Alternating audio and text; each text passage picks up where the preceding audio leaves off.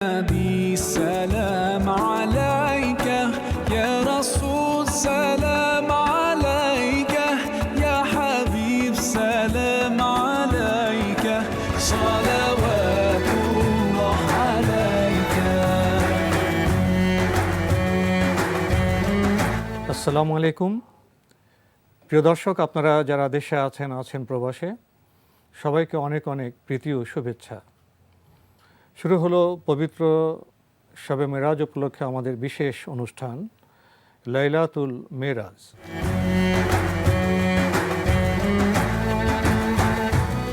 এ বিষয়ে আলোচনায় অংশগ্রহণ করছেন কুষ্টিয়া ইসলামী বিশ্ববিদ্যালয়ের প্রফেসর ডক্টর হাফেজ এবিএম হিজবুল্লাহ। আসসালামু আলাইকুম ওরহমতুল্লাহি ওবরাকাতুহ। আলোচনায় আরও অংশগ্রহণ করছেন বিশিষ্ট আলেম ডক্টর মোহাম্মদ নুরুল্লাহ। আসসালামু আলাইকুম ওরহমতুল্লাহি ওবরাকাতুহ। প্রিয় দর্শক, আমাদের দেশে 26শে রজব দিবাগত রাতে পালিত হয়ে থাকে লাইলাতুল মেরাজ। ছোটবেলা থেকেই আমরা অনেকেই মেরাজ সম্পর্কে নানা কথা শুনেছি, কাহিনী শুনেছি। মেরাজ সম্পর্কে জানার একটা স্বাভাবিক কৌতূহল, মেরাজ সম্পর্কে জানার একটি প্রচেষ্টা আমাদের মধ্যে কম বেশি আছে। আসুন আজকে বিজ্ঞ আলোচকবৃন্দ থেকে আমরা আরও বেশি কিছু জেনে নিই। শুরুতেই ডক্টর হাফেজ এবিএম হিজবুল্লাহ, আপনার কাছে জানতে চাইব মেরাজ বিষয়টা আসলে কি? ধন্যবাদ। নাহমাদুহু ওয়া নুসাল্লি আলা রাসূলিহিল কারীম, আম্মা বা'দ। আসলে মেরাজ শব্দটি আরবি শব্দ, যার অর্থ হচ্ছে আবিধানিক অর্থে ঊর্ধ্ব গগনে আপনার ভ্রমণ করা। রুজ থেকে শব্দটি আসলে উৎপত্তি। আর বিশেষভাবে পারিভাষিক অর্থে বলা হয় যে আমাদের প্রিয় নবী মুহাম্মদুর রাসূলুল্লাহ সাল্লাল্লাহু আলাইহি ওয়াসাল্লাম কে আল্লাহ রাব্বুল আলামিন বিশেষ সম্মাননা প্রদানের উদ্দেশ্যে তাকে প্রথমত বাইতুল্লাহ শরীফের মসজিদুল হারাম থেকে মসজিদুল আকসা পর্যন্ত আপনার ভ্রমণ করান রাতের শেষ প্রহরে।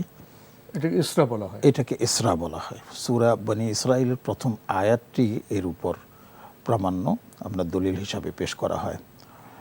তো মসজিদুল আকসা থেকে এরপর প্রথম আসমান হয়ে সপ্ত আসমান পর্যন্ত যে ভ্রমণ, এরপরে সিদরাতুল মুনতাহা, এর পরবর্তী যে ধাপগুলো রয়েছে, এগুলোকেই মূলত মেরাজ বলা হয়। তাহলে আমরা যদি সাধারণভাবে বুঝতে চাই, তাহলে দেখা যায় মেরাজের দুটি বিষয় আছে। জি, একটি বাইতুল্লাহ থেকে, কাবা শরীফ থেকে মসজিদুল আকসা পর্যন্ত যে পরিভ্রমণ, এটা একটি অংশ। এবং মসজিদুল আকসা থেকে ঊর্ধ্ব গগনে যে পরিভ্রমণ, ঊর্ধ্বলোকে যে আরোহণ, সেটাকে আমরা বলি মেরাজ। মেরাজ, জি। এই দুটো অংশের মধ্যেই প্রথমটাকে ইসরা বলা হচ্ছে, দ্বিতীয়টাকে মেরাজ বলা হচ্ছে। এ বিষয়ে আমরা একটু গভীরে পরে যাব, আপনার কাছে আসবো ইনশাল্লাহ। ডক্টর মোহাম্মদ নুরুল্লাহ, আমরা তো ইসরা এবং মেরাজ সম্পর্কে কিছুটা জানলাম। তো নবী সাল্লাল্লাহু আলাইহি ওয়াসাল্লামকে আল্লাহ যে ঊর্ধ্ব গগনে নিয়ে গেলেন, তার আগে তো একটা প্রেক্ষাপট আছে। মেরাজে যাওয়ার আগে নবী সাল্লাল্লাহু আলাইহি ওয়াসাল্লামের জীবনে কি কোনো ঘটনা ঘটেছিল? আল্লাহ রাসূল সাল্লাল্লাহু আলাইহি সাল্লামকে যেসব অলৌকিক শক্তি বা ঘটনা তার জীবনে ঘটিয়ে তাকে শক্তিশালী করেছেন, তাকে বিশেষ মর্যাদা দিয়েছেন, তার মধ্যে কিন্তু একটি হচ্ছে মেরাজ, এবং অনেক গুরুত্বপূর্ণ একটি বিষয়। এবং বলা যায় এটি বোধহয় শ্রেষ্ঠ মুজিজা, যদি শ্রেষ্ঠ আল্লাহ রাসূলের শ্রেষ্ঠ মুজিজাকে বলা হয় আল কোরআন। আর এরপরে যদি আমরা বলি একটু ঘটনা দিক থেকে, তাহলে বলা যায় যে মেরাজ হচ্ছে শ্রেষ্ঠতম ঘটনা। দ্বিতীয়ত হচ্ছে আপনার প্রশ্ন যেটা, সেটা হচ্ছে যে আল্লাহ রাসূল, আমরা জানি যে ওনার জীবনটা নবুয়তের পরে, বিশেষ করে উনি রিসালাতের দায়িত্ব যখন থেকে পেলেন, তখন থেকে কিন্তু ওনার জীবনটা খুব সুখকর ছিল না।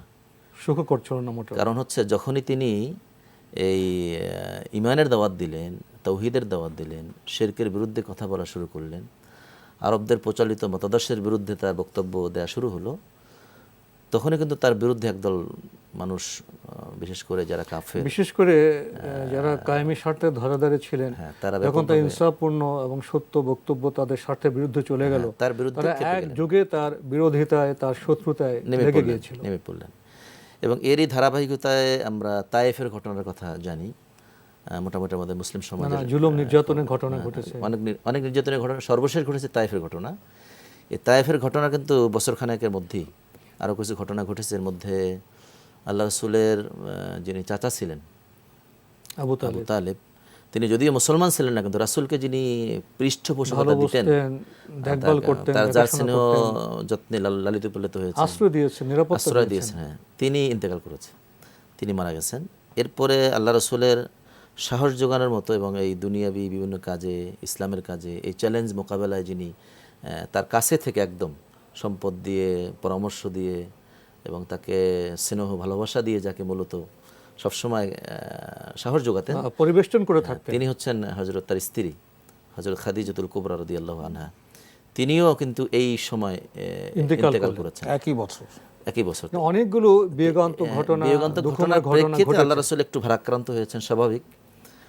এই ভারাক্রান্ত অবস্থাটাকে কাটিয়ে ওঠা এবং তাকে সাহস দেয়া, একই সাথে তার যে তিনি যে নবী, এটাকে আরও বেশি মজবুতির সাথে প্রমাণ করার জন্য আল্লাহ তাআলা এই মেরাজের ঘটনা ঘটালেন। এবং যেটা আজকে আমরা আলোচনা নিয়ে আসছি, সারা মুসলিম উম্মাহ যে বিষয়টাকে অত্যন্ত আমরা গর্বের সাথেই মনে করি, যেটা আমাদের নবীর জন্য একটা বিশাল মর্যাদার বিষয়। সংক্ষিপ্ত সময়ে মেরাজের ঘটনার আগে যে প্রেক্ষাপট ছিল, নবী সাল্লাল্লাহু আলাইহি ওয়াসাল্লামের জীবনে যে ঘটনাগুলো ঘটেছে সেগুলো আপনি বর্ণনা করলেন। এরপরে আমরা প্রফেসর ডক্টর হাফিজ ইব্রাহিম হিজবুল্লাহ আপনার কাছে যাব। মেরাজের ঘটনা নিয়ে আমাদের সমাজে তো অনেক রটনা আছে, অনেক ইচ্ছা কাহিনী আছে। সংক্ষিপ্তভাবে আপনার থেকে জানতে চাইব মেরাজের ঘটনা কি ঘটেছে এবং যেগুলো আমাদের জন্য খুবই গুরুত্বপূর্ণ। যে প্রথমত আল্লাহ রাব্বুল আলামিন নবীজি সাল্লাল্লাহু আলাইহি সাল্লামকে বিশেষ বাহনে মসজিদুল হারাম থেকে মসজিদুল আকসাতে নিয়ে আসেন। সে বাহনের গতি, প্রকৃতি, অলৌকিক বাহন। আমাদের বস্তু জগৎ দিয়ে, এটাকে ব্যাখ্যা দিয়ে এটা পরিমাপ করা যাবে না। 2 মাসের মানে যাতায়াতের যে সময়টা, সেটা এক মুহূর্তের মধ্যে সম্পন্ন হওয়া এটা মানুষের বিবেক ধারণ করতে পারে না। আমাদের সীমিত জ্ঞানে এটা সম্ভব নয়। সেইখানে রূহের জগৎ থেকে সকল আম্বিয়া যারা ইন্তেকাল করেছেন তাদেরকে উপস্থিত করা হয় এবং সেখানে 2 রাকাত সালাতেরও ব্যবস্থা করা হয়। ইমামতি কে করবেন এ নিয়ে আমাদের নবীজি সাল্লাল্লাহু আলাইহি ওয়াসাল্লাম দোটানায় ছিলেন। জিবরিল আলাইহিস সালাম তাকে সামনে এগিয়ে দেন, আর এখান থেকে আমাদের নবীজি হয়ে যান ইমামুল আম্বিয়া, সর্বশ্রেষ্ঠ আম্বিয়াদের ইমাম। এবং এখান থেকে এটাই প্রমাণিত হয় যে আমাদের নবী ছিলেন সকল নবীর মাঝে শ্রেষ্ঠতম নবী এবং তিনি ইমাম, এবং তারপরে আর কোনো নবী আসবে না, খাতামুন নাবিয়্যিন। এটা কিন্তু এখান থেকে প্রমাণিত হয়। এরপরের অধ্যায় হলো মেরাজের অধ্যায়। সেখান থেকে বাইতুল মাকদিস থেকে ঊর্ধ্বলোকে গমন। তো সেখান থেকে হযরত জিবরিল আলাইহিস সালামের নেতৃত্বে প্রথম আসমানে পৌঁছে যান। কিন্তু মজার ব্যাপার হলো যে প্রথম আসমানে পৌঁছে কিন্তু তিনি আসমান ভেদ করে উপরে যেতে পারেননি। সেখানে হযরত জিবরিল আলাইহিস সালামকে থামিয়ে দেওয়া হয়েছে এবং বলা হয়েছে তোমার পরিচয় দাও। তখন বললেন যে আমি জিবরিল। বললেন কি তুমি কি কাউকে নিয়ে এসেছো? বলছে নিয়ে এসেছি। তাকে আনার জন্য কি তুমি অনুমতি প্রাপ্ত হয়েছে? বলে জি, অনুমতি প্রাপ্ত হয়েছে। তিনি কে? তিনি রাসূলুল্লাহ। এরপরে আহলান বিরাসূলিল্লাহ বলে দরজা খুলে দিয়ে তার স্বাগত জানানো হয়। এরপরে তিনি প্রথম আসমানে আরোহণ করেন এবং সেখানে তিনি একজন নবীর সাথে সাক্ষাৎ লাভ করেন। তিনি ছিলেন আমাদের পিতা হযরত আদম আলাইহিস সালাম। ডান দিকে তাকাতেন তো তিনি হাসতেন, বাম দিকে তাকাতেন তো তিনি কান্না করতেন। আর তখন রাসূলুল্লাহ সাল্লাল্লাহু আলাইহি ওয়াসাল্লাম জিজ্ঞেস করলেন যে ব্যাপার কি, ওনার পরিচয়। তখন উনিও বলছেন মারহাবাম বিল ইবনি সালেহ, যে আমার নেক সন্তানকে আমি স্বাগতম জানাচ্ছি, বরণ করে নিচ্ছি। তখন উনি উত্তরসূরিকে স্বাগত জানালেন। তো তারপরে ওই ঘটনার পরিপ্রেক্ষিতে বলা হলো যে তাহলে উনি হাসছেন কাঁদছেন ব্যাপারটা কি? তখন বললেন যে ডান দিকে যারা আছে তারা তার সন্তানদের মধ্যে যারা নেক সন্তান, ভালো লোক এবং যারা জান্নাতি হবে তাদেরকে দেখে তিনি কি যেন বলে হাসতেন। আর বাম দিকে যারা ছিল তারা সব ছিল জাহান্নামের এবং তারা সেদিকে ধাবমান ছিল, এই জন্য তিনি কষ্টে কান্না করতেন। আর এইভাবে এখানকার প্রেক্ষাপট শেষ হলো, এরপরে দ্বিতীয় আসমান, দ্বিতীয় আসমান থেকে তৃতীয় আসমান, তৃতীয় আসমান থেকে চতুর্থ আসমান, চতুর্থ আসমান থেকে গিয়ে এখানেও আবার কয়েকজন নবীর সাথে দেখা হয়েছে। হযরত ইদ্রিস আলাইহিস সালাম, হযরত আপনার এই ইব্রাহিম আলাইহিস সালাম, হযরত মুসা আলাইহিস সালাম, এনাদের সাথেও কিন্তু সেখানে দেখা হয়। তো মুসা আলাইহিস সালামের প্রেক্ষাপটটা আমরা আরেকটু পরে নিয়ে আসি। এরপরে তিনি চলে যান সিদরাতুল মুনতাহা। সিদরাতুল মুনতাহা হচ্ছে একবারে মানে ঊর্ধ্ব গগনের সর্বশেষ বর্ডার।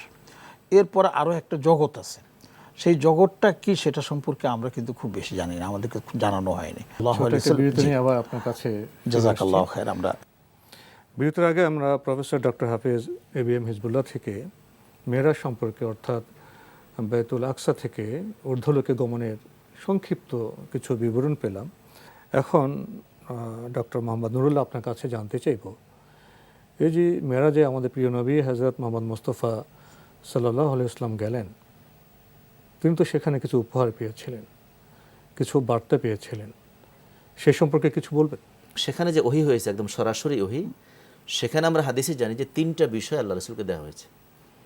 একটি হচ্ছে সালাত, এবং সালাতের বিষয়ে এটা সবাই মোটামুটি জানি আমরা যে 50 ওয়াক্ত সালাত আল্লাহ তাআলা ফরজ করেছিলেন। আল্লাহ রাসূল ফিরে শেষে আমরা 5 ওয়াক্ত পেলাম, মুসা আলাইহিস সালাম অনুরোধে সেটা বারবার গিয়ে 5 ওয়াক্ত পর্যন্ত এসেছিলেন। মোট কথা হলো 5 ওয়াক্ত নামাজ এখান থেকে ফরজ হয়।